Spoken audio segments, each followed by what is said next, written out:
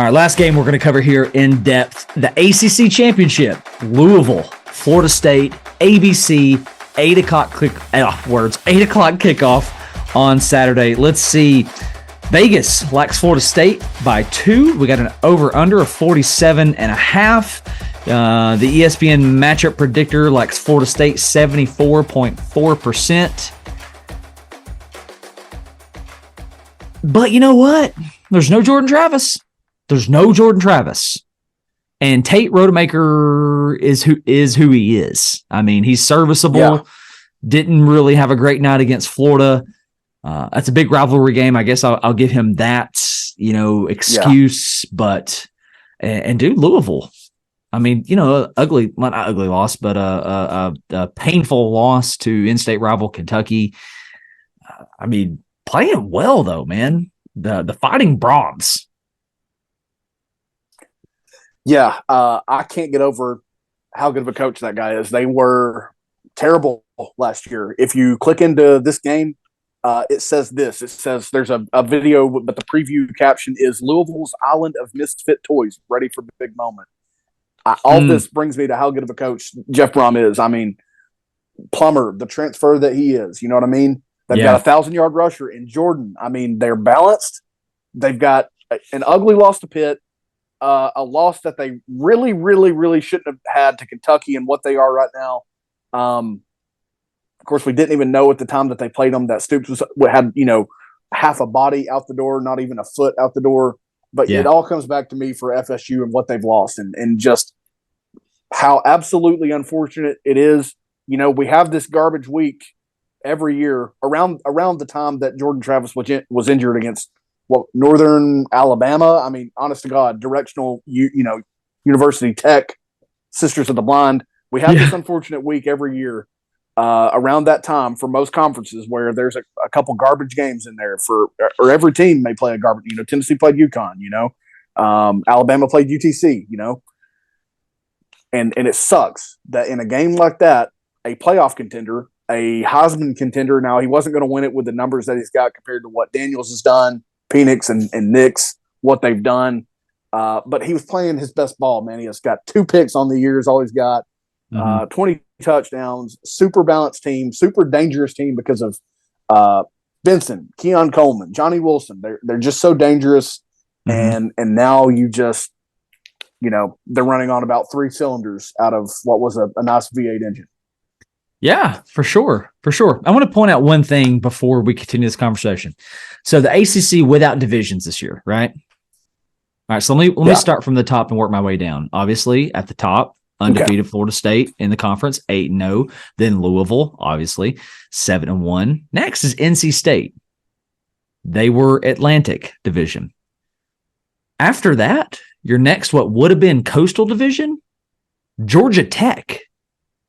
Georgia Tech with the 4th best record in the conference at 5-3. There was a potential. Now I get it. There's no divisions, so there's a little bit of shape shifting with the schedules and those divisions not playing one another and whatnot. But could have been staring at a Florida State Georgia Tech game. If that is the case, and with how well Georgia Tech has been playing, and they just came off a 31-23 loss to Georgia, are you picking Tech by chance to upset Florida State? The thing is, I think I probably would. If I picked Florida State, it would be by the narrowest of margins. Now their defense, we haven't given any props to their defense all in this whole conversation they've had. I think their defense is playoff caliber. I just don't think their offense and their team, as a result, is without a quarterback.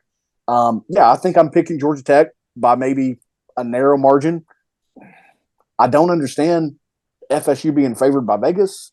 I don't know what the point of the matchup predictor ever has been, and I don't get that. 3-1, the margin of favor for Florida State in that.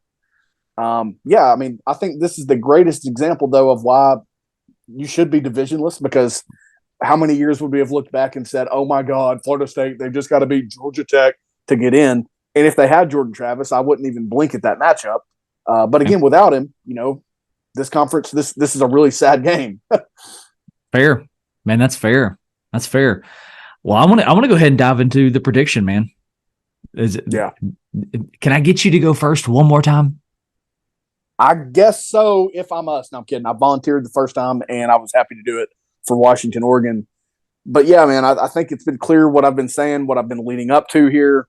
I think that Florida State is going to do the committee a great favor, and I think they're going to lose this game. I think this is where it just catches up to you. It almost did against a 5-7 Florida team, again at the Swamp. But I think this is where it catches up to you. I think, Brom is someone that can absolutely exploit you when you don't have a guy like Jordan Travis. And I'm going to go with the Cardinals. Cardinals 28, Seminoles 20. Wow. Yeah, that would be a huge favor to the playoff committee. Large in part, a favor to the college football world. I don't know that outside of Florida State fans that anybody wants Florida State in the playoff without Jordan Travis. I'm with you. That sucks. I flipping hate this injury, man. Yeah. But you know what? It's a part of the game, and it's a next man up scenario. This is tough. This is real tough. I can totally see a Florida State beatdown. I can see it because roster top to bottom, I don't think there's any comparison. I mean, Jaheim Bell, Trey Benson, Johnny Wilson, Brandon Fisk on the defense, Jared Verse, just Finchel, Cypress, dude after dude after dude. And Louisville's just over here just winning games. I mean, the schedule's probably one of the worst in the country, but over here, first-year coach, winning games. Jeff Brom is a firecracker. His blood temperature is always 600 degrees. I'm also going to take Louisville to pull this off. I'm going to add to that, though, and say that Louisville pulls this win off despite losing the turnover battle. I can see them turning the ball over, 2-3 times, probably pushing it. I'm gonna say 2 turnovers. Florida State has none. Louisville still finds a way to do this, 30-27. Wow, yeah. So nonetheless, man, ACC Championship, enjoy it. It's going to be Saturday night, 8 p.m. kickoff. We're both taking the Cards. L's up. Pandemonium reigns.